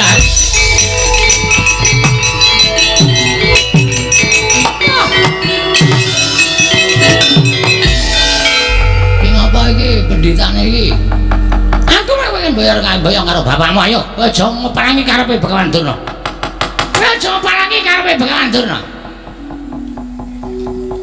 terus bareng apa nek kowe ngeparangi karepe Begawan Durna kowe tak kanteke dosane kowe tak sirnake Bagong wo lu ngerti awake dhewe bar ninake Bagong apa piye ha pengen tak timblis saka dhuwur yang ngono apa piye Durna lho Gareng kok iso mabur? Lho, Gareng wis tuku tiket winginane kok. Padahal ora iso mabur. Gareng nek wis ngono kae nimblis apa-apa iso pecah sirahe. Gareng nimblis sampean dies. Sampean pecah sirahe gretak. Aku saka njeron bumi. Slep. Halo. Kita ketoke ndase tok. Ndase tak ketoke awake tak klelepke. Hah? Kowe ditimblis Gareng. Ak candha awakmu ak pendem urip-uripan sing arep ngewangi kowe sapa ya? Hah? Lho, kowe iso ambles kuwi cetha yen kowe kenjingan Antasena. Pancen iya, mula aku digdaya. Tamano, cundha maneh ning nganti aku tekaning pati meguru karo kowe. Cundha maneh ora kemauan ning awakku kowe sing tak ajar Begawan Durna.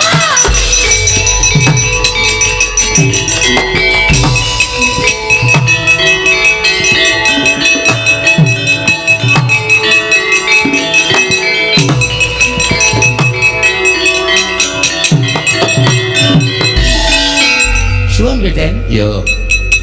Padha-padha. Ning telane Gareng balekke. Anjeng iki kula nganu kebaan rondo e. Kebaan rondo ki rak ya golek nganggo dhuwitmu dhewe ora kok ambles bumi kok nyasaki pekarangane Gareng. Balekke, nek ora tok balekke aku moh. Kowe tak pidana.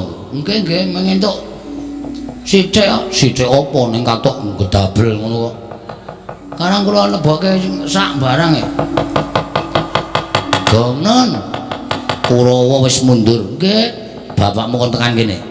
Terus wigatine apa sing diperintahke bapakmu bakal dilaksanakan dening anak-anak Pandhawa. Oh nggih, Mer. Setan. Mbok yo sing sopan karo bapakne marmir. Timbale Ndara Antasena.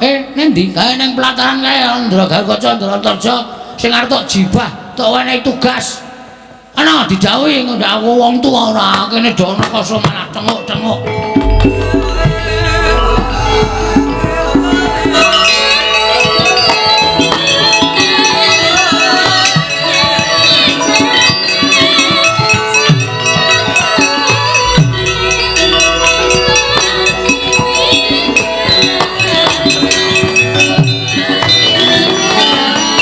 Semarika den mrayitna semuriris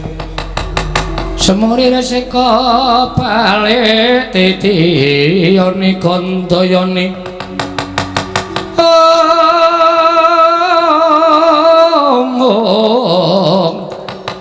Trisanya purnama sasi gilar-gilaran ing tengah latar Ndrawati nggih aku saged diutus ning Amarta, aku saged diutus ning Mandura. Siwa Badranaya. Nggih. Tak suwun ampun ngantos dados dredah. Pokoke upama sinuwun Narendra ing kula kersakaken rawuh nek ora kersa rawuh ora apa-apa. Ning sing baku pusakane. Dadi sing diutamake pusakane. Oh ngono kae. Nggih. Ya pancen kaya mengkono aku tak nyuwun pamit. Yo Siwa Semar aku nyuwun pamit. Siwa Badranaya aku nyuwun pamit nggih ngatos-atos kula enteni teng Karang Kadempel. Nglumpuk ing para bendara lan pusaka bisa nyembuh kekuatan kula anggen kula badhe mujudaken gegayuhan kula Ndara. Ya, aku njaluk pamit yo kek. Nggih, Ndara Antasena, Ndara Gatotkaca ing ngatos-atos nggih.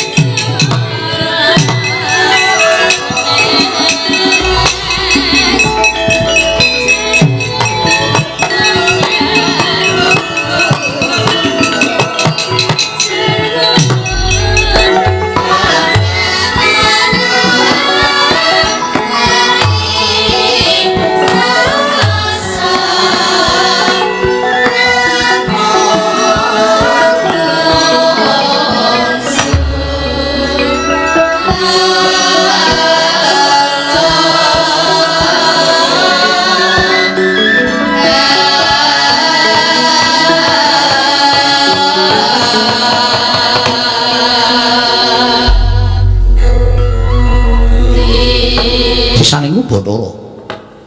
Ora panglingkuh Yatmat Jago Ndrapsila Geni. Wisang geni ingkang sowan ing Praja Ndrawati. Padha kanthi harja nggir sowanira kula Bambang Wisanggeni. Tansah pinanganing kawidadaning ring Sambikala Praptakuwa, aku ngaturake sembah bektiku katur ngersaning wa Dwarawati. Ya, tak tampa. Gawe gedhening atiku ora liwat pangestuning wakmu tampanana. Ndak gegem dadiake jimat.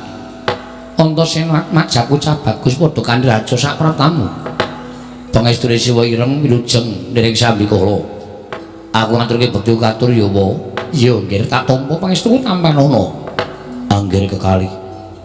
Hingga paman ngaturaken karaharjan rawuhipun nggih. Paman Setyaki winantu ing karaharjan sowanku paman bektiku katur ya paman. Nggih kula tampi. Bektiku katur ya mak cilik. Nggih kula tampi Anggir Antasena.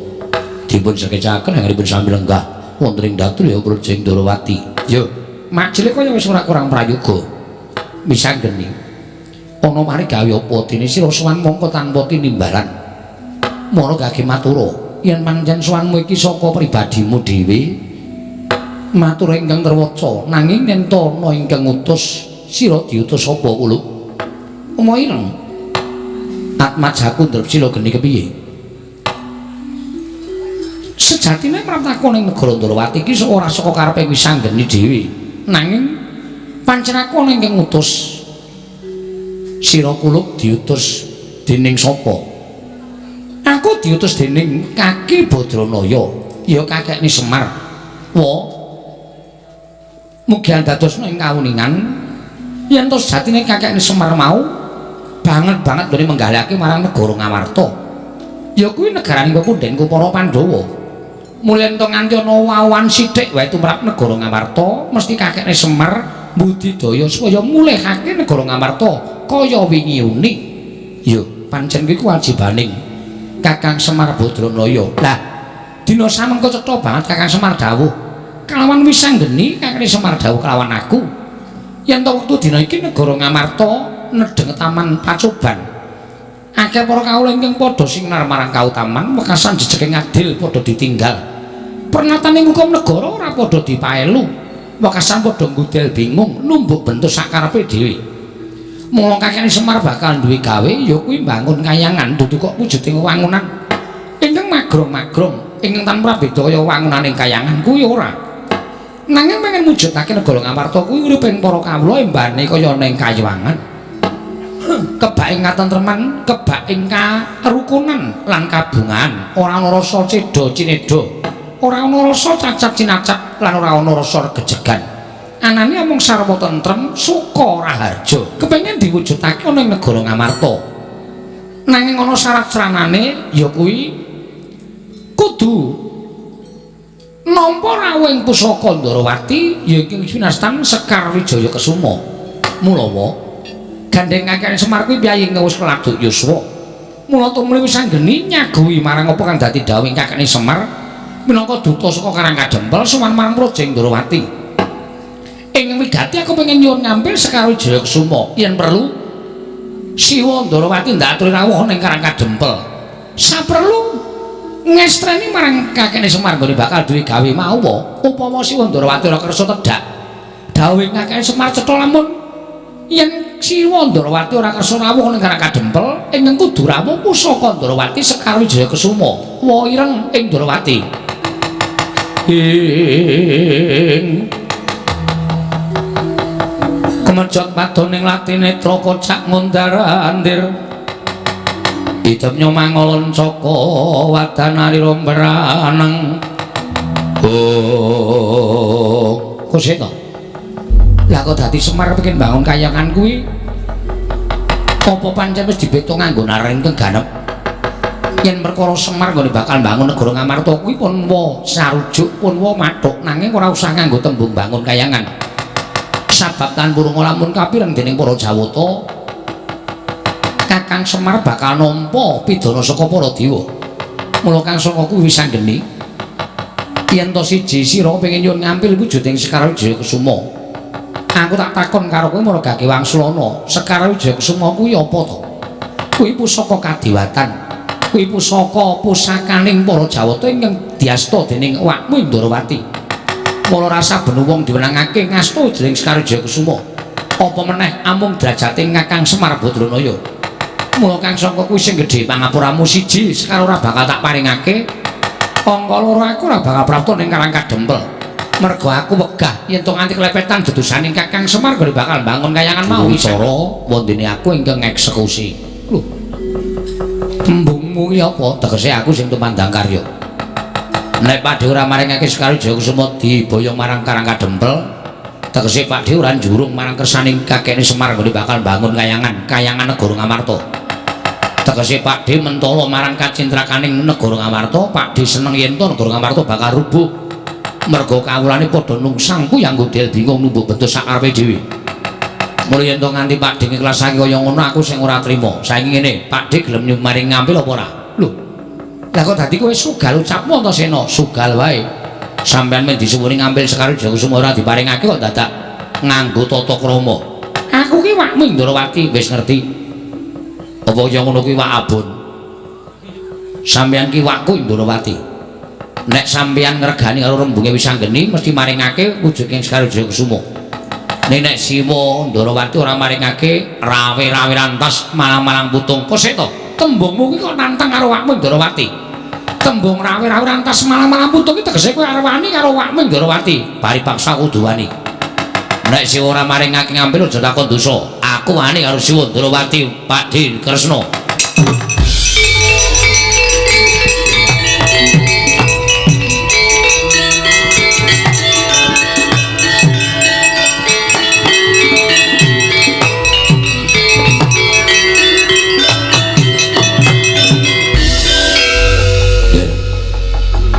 menawi angger badhe tumindak kados mekaten mangsaipun sanes Kanjeng Prabu Ndrawati nanging Setyaki minangka dados senopati Ndrawati kembon ngaremaken tentrem lan botenipun negari Ndrawati menika wonten pundhakipun senopati Ndrawati ing pamaning Garbaruji iya aku ngerti Pakdhe pancen wis tak jarak aku muni ngene mau aku menjontrot penggalih Pakdhe Garbaruji atau mak cilik Garbaruji supaya Pak cilik nesu karo Antasena neng kene iki malah dadi jalaran nggonku bakal meksa karo Siwa Ndrawati maringake Sekar Wijaya Kusuma saiki kersaning mak cilik piye menawi akhir sampun boten dipun nemutaken kepada waksa kula mentala kaliyan panjenengan nek pancen mentala pampane ora ning kene mak cilik ayo metu Jawa ditaker Antasena karo Setyaki menang endi kula aturi jalan Jawi nggih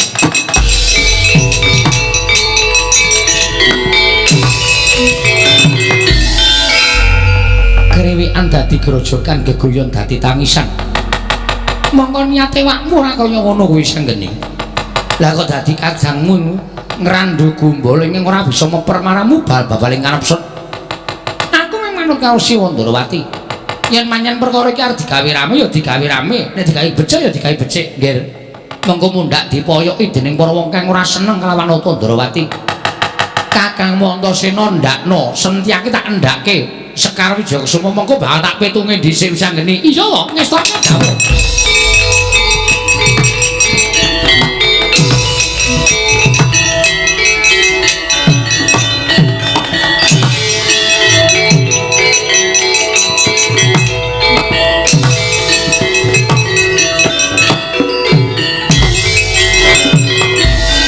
Keperanggul mungguing ayuda kewapak bawat nyobentar bawat nyobentar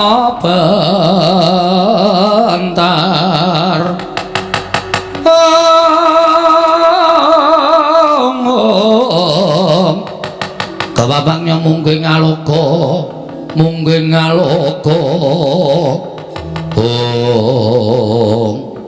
neng kene saiki ke Antasena karo Majelis Setyaki iki kekuatane menang endi?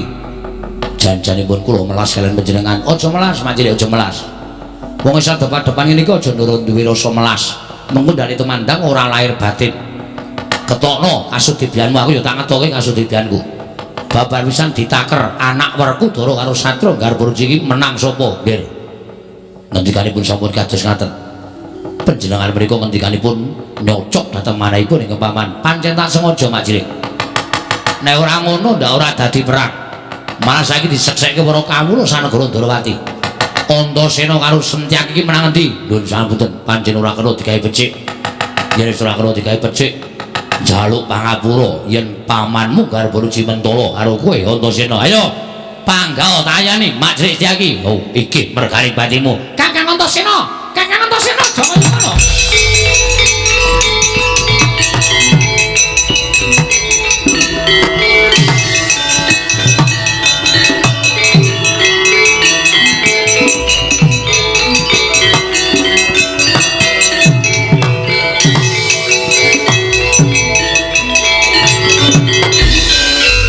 Kakang Antasena sabar. Wah, ngegol-goli kowe iki. Wis arep dadi mengkari bet ngono. Rame iki mau. Rame-rame apa? Iki ki makmu cilik, makmu kiper kuwi. Makmu cilik. Kowe iki omongane kok kaya bocah enom to. Iki aja nganti tok wanene ndak ora prayoga, ya mung arep jajal. Ora ngono jajal-jajalan. Jajal kok ora tuku. Kowe lah senengane kowe iki senengane kok. Boleh tak tabok sisan. Setyaki wonten dawuh. Siramen nganggo tirtaning kesabaran. Nggih. Siramen nganggo tirtaning kesabaran. Nggih, setaken. Aja nganti kesusu mengko ndak ora prayoga. Antasena kuwi anakmu, nanging suwantenipun sampun nyocok dhateng manah kula. Cah enom ora ngerti tata krama karo wong tuwa arwane. Nek kandhane ora dicempalani ndak emtuman bae. Iya, aku percaya. Kowe mesti iso nyempalani Antasena ning rung kaluwan karah, ya to Ni? Iya. Burung karuan kala sing dadi nyatane dadiane jajal nek iki kosek wis ora padha gelut to aku wegah nek kaya ngene iki Antasena piye Sekar Wijayakusuma tak paringake lah rak ngono ket mau lak malah ora geger to Pak Dik mau nek wis paringake mau malah ora gayeng kaya ngene iki wis to gawanen nang aku mengko uga bakal prapta ning karo Kadempel. Aku arep nekseni kaya ngopo to Kakang Semar bakal bangun kayangan Guru Ngamarta. Ya. Mergo aku percaya karo Kakang Semar iku ora bakal tau goro karo sapa wae. Aku ingin tanggung jawab kok. Ya, bisa ngene tampanono. Sawise mbok tampani kowe bali marang Kakang Dempel. Engko ora suwe aku mesti bakal budal marang Kakang Dempel. Ngaturake panuwun kok. Sekar Wijayakusuma boyongan dhisik mengaku nututi. Iya, Siwa Ndarawati ngestake dawuh.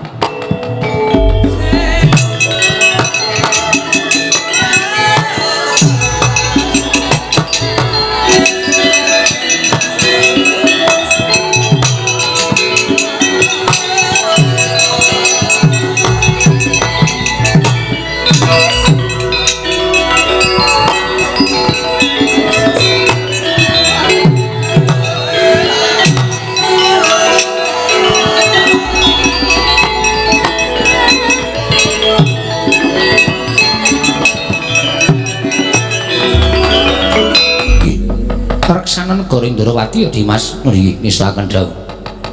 Aku tak mbuktekake kelawan kabar ing tak tampa saka anakku Ndrawasila Geni ya Wisanggeni. Nggone Kakang Semar kepengin bangun kayiwangan dan tuh menapa ing negara Ngamarta. Lho iki. Ngestaken dawuh paduka Kanjeng Prabu. Menawi kula mekaten sembah kula ingkang gemiring jengkar paduka Setyaki iya. Aku njaluk pamit titip negara ya Dimas loro kono ngestaken dawuh. Sugeng tindak paduka mugi kalising sambi kala prapta wonten negari Ngamarta. Setyaki kadangipun Kakang Kyai iya. Ngaturaken panuwun Dimas.